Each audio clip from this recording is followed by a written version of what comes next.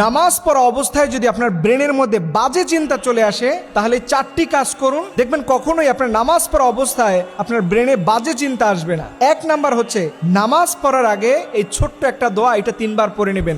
আপনি পড়বেন আউযু বিল্লাহি মিনাশ শাইতানির রাজিম, এইটা আপনি হৃদয় থেকে 3 বার পড়বেন, দেখবেন আল্লাহ তাআলা শয়তানের ওয়াসওয়াসা থেকে নামাজের মধ্যে আপনাকে বাঁচিয়ে দিবেন। 2 নাম্বারে, এরপরেও যদি মনের মধ্যে বাজে চিন্তা চলে আসে, তাহলে মনে রাখবেন খিনজাব নামক একটা শয়তান আপনার কাঁধের কাছে বসে আছে।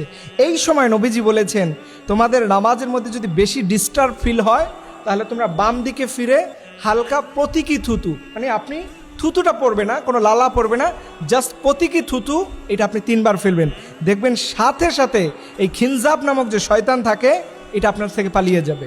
3 নাম্বারে, আপনি যখন নামাজ পড়তে দাঁড়াবেন, মনে রাখবেন এই নামাজটাকে আল্লাহ রব্বুল আলামিন দেখতে পাচ্ছেন। আল্লাহ আপনার নামাজ দেখছে, এই ফিলটা যদি আপনি জাগ্রত করতে পারেন, দেখবেন কখনোই আপনার নামাজের মধ্যে কেউ আপনাকে ডিস্টার্ব করতে পারবে না। মনে রাখবেন আল্লাহ আপনার নামাজ দেখেন। সর্বশেষ এবং 4 নাম্বার, এই দোয়াটা নিয়মিত পড়বেন যাদের নামাজের মধ্যে বাজে চিন্তা চলে আসে। রাসূল সাল্লাল্লাহু আলাইহি ওয়াসাল্লাম বলেছেন, এই দোয়াটা পড়লে আল্লাহ তাআলা তার অন্তরকে দ্বীনের উপরে টিকিয়ে রাখেন। দেখেন আমাদের অন্তর বিক্ষিপ্ত হয়ে যায়, এদিকে সেদিকে মুহূর্তের মধ্যে দৌড়াদৌড়ি ছুটাছুটি করে, বিশেষ করে নামাজের মধ্যে। এর কারণ হচ্ছে আল্লাহর থেকে আমাদের অন্তরকে আমরা প্রোটেক্ট দিচ্ছি না। আল্লাহ নবী বলেছেন, ইয়া মুকাল্লিবাল কুলুব সাব্বিত কলবি আলা দীনিক, হে অন্তর পরিবর্তনকারী আমাদের আল্লাহ, আপনি আমার অন্তরকে দ্বীনের উপরে টিকিয়ে রাখুন।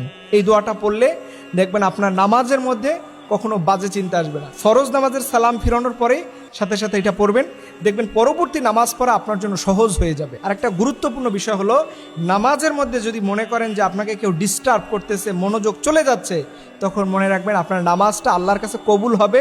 এটা যাতে কবুল না হয়, এর জন্য শয়তান আপনাকে ডিস্টার্ব করতেছে, আপনার মনোযোগ এদিকে সেদিকে নিয়ে যাচ্ছে। এবং বিশেষভাবে নামাজের আগে মোবাইল ফোন, অন্যান্য ডিভাইসগুলো থেকে দূরে থাকবেন, একটু জিকির আজকার করে নামাজে যাবেন, দেখবেন আপনার মনটা প্রশান্তি থাকবে।